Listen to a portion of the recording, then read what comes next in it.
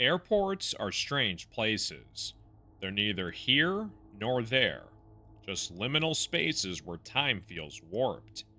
I never gave much thought to that until one night, when I was stuck at a layover in a nearly deserted terminal. It was 11:45 p.m. My flight was delayed by hours due to bad weather, and the waiting area at Gate 14 was practically empty. There was an older couple dozing off in the corner, a businessman furiously typing on his laptop, and a woman with a crying baby pacing back and forth. Other than them, it was just me. The terminal itself was unsettlingly quiet. The flickering fluorescent lights cast a sterile glow on the rows of seats, and every sound, distant footsteps, the PA system crackling to life, even the faint hum of the vending machine felt magnified. I sat slouched in one of those uncomfortable plastic chairs, scrolling through my phone to pass the time, when I first noticed him. A man in a black hoodie, sitting at the far end of the terminal near Gate 13. At first, I thought nothing of it, just another passenger, probably as annoyed about the delay as the rest of us. But something about him felt off. He wasn't looking at his phone or a book. He wasn't sleeping. He just sat there, staring straight ahead, completely motionless. I glanced at him again. His hoodie obscured most of his face, but I could make out pale skin and the faint outline of a mouth that wasn't moving, just staring. Trying to shake off the unease, I went back to my phone, scrolling mindlessly. A few minutes passed before I looked up again, and this time, the man wasn't at Gate 13 anymore. He was closer. Now he was sitting 2 rows behind the older couple, but in the same position, still as a statue, staring blankly ahead. Maybe I was imagining things, or maybe he had moved and I hadn't noticed. Either way, I decided to keep my head down and not look again. But then the crying baby's wails abruptly stopped. I glanced up instinctively, and the woman with the baby was gone. So was the businessman. So were the older couple. My heart started to race. How could they have left without me noticing? There was no announcement, no boarding call. The terminal was suddenly empty, except for me and him. The man in the hoodie was now sitting just a few rows away, close enough that I could see his face more clearly, or at least what should have been his face. His features were wrong.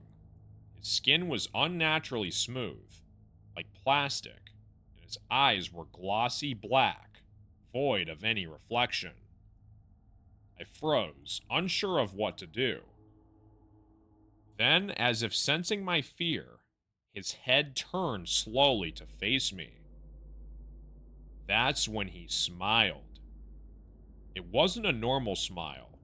His mouth stretched impossibly wide, revealing teeth that were too sharp and far too many.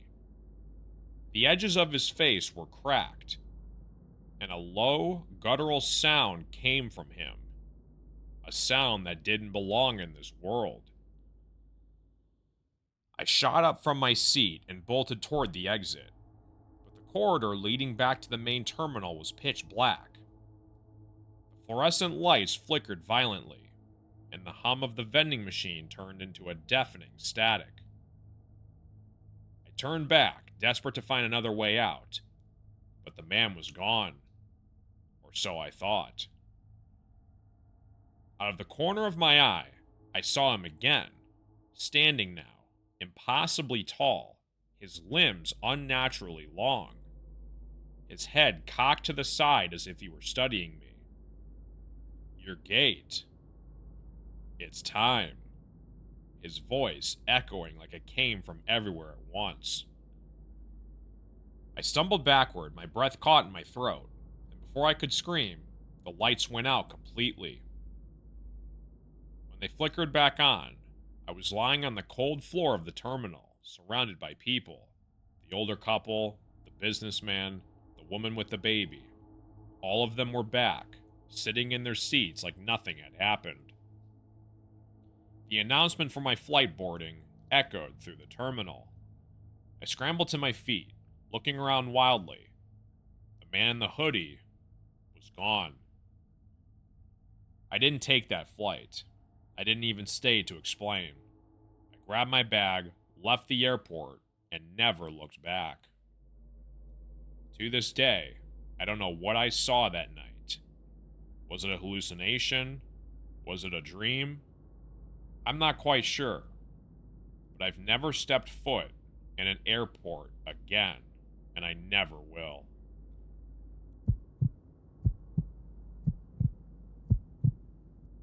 Airports are supposed to be places full of people and security. Safe, right? I used to think so too. Until last year. It was late, just after 10 p.m., and I was flying out of Denver International Airport after a long weekend trip. The airport was winding down for the night, with most of the gates nearly empty. The bright white lights overhead made the place feel sterile, almost clinical. I was at gate C23, scrolling through my phone to kill time before boarding. And that's when I first noticed him. He was standing about 15 feet away. A tall man in a gray hoodie and jeans, mid-40s maybe, with unkempt hair and a scruffy beard. He wasn't looking at departures or his phone. No, he was staring right at me. Airports are full of all kinds of people. Maybe he was zoning out. But every time I glanced up, his eyes were locked onto me. No expression, no movement, just watching. I decided to move seats, thinking maybe I was just being paranoid. I grabbed my bag and relocated closer to the boarding gate. When I looked back, he had moved too. He wasn't far, maybe 2 rows behind me now, but still close enough that I could feel his eyes burning into my back. I told myself it was nothing. People travel alone all the time, and maybe he was waiting for the same flight. But then I noticed something that made my stomach drop. He didn't have a bag. No carry-on, no luggage, nothing. I decided to text my best friend. Some guy is staring at me. Kinda creepy. Probably nothing, just weird. Her response was immediate. Stay where other people can see you. That's exactly what I planned to do. Except, as my flight was called for boarding, I noticed something even stranger. He didn't get up when they called Zone 1. He didn't budge for Zone 2 either. But when my zone was called for boarding, he stood up. He deliberately let other people board first, watching him out of the corner of my eye. He shuffled into line, staying a few feet behind me, still not saying a word. My throat felt dry. I tried to rationalize it. Maybe he was just one of those socially awkward types. But my gut told me something was wrong. When I reached the gate attendant, I hesitated. I wanted to say something, to tell her that this man was making me feel uncomfortable. But what could I even say? That he stared at me? That he didn't have a bag? It sounded ridiculous in my head, so I decided to stay quiet. I boarded the plane, found my seat near the middle, and immediately scanned for the aisle for him. Sure enough, he entered the cabin moments later, his eyes darting around until they landed on me. He walked past my row, sat 2 rows behind me, and angled himself just enough that I could see him out of the corner of my eye. I texted my friend again. He's on my flight, 2 rows back. This is getting weird. Tell someone, she replied. But I didn't. I couldn't. What would I even say? I tried to ignore him, keeping my headphones on and pretending to watch the in-flight movie. But I felt him the whole time, every time I shifted in my seat, every time I glanced sideways. His presence was there. When the plane finally landed, I felt a wave of relief. I just needed to grab my bag and get out of there. But as soon as I stepped off the plane, I noticed he was trailing me again, keeping his distance but never out of sight. This time I couldn't ignore it. I stopped abruptly, pretending to search my bag for something, and he stopped too, awkwardly, like he was trying to make it seem coincidental. That's when I knew for sure he was following me. I headed straight for the nearest airport employee, my heart pounding so hard I could barely get the words out. There's a man following me. I don't know him, I don't know who he is, but he's been staring at me since the gate. The woman's expression shifted immediately. She called over a security officer who walked with me to baggage claim. As we approached, I glanced back to see the man standing at the edge of the terminal, watching from a distance now. When the officer turned to confront him, he disappeared into the crowd. They searched the area but never found him. I was escorted to my car, but I couldn't shake the feeling that he was still watching, somewhere, just out of sight. I don't know who he was or who he was with. The thought of what might have happened if I hadn't spoken up still haunts me.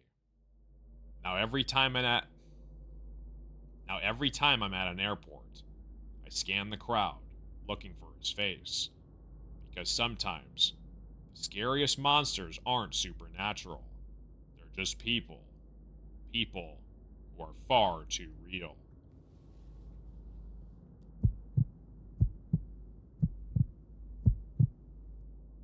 Airports are supposed to be bustling, chaotic places full of life. But at 2:30 in the morning, it's a ghost town. I had a flight out of Chicago, and with 2 hours to kill, I was wandering the terminal, half asleep, looking for somewhere to sit down.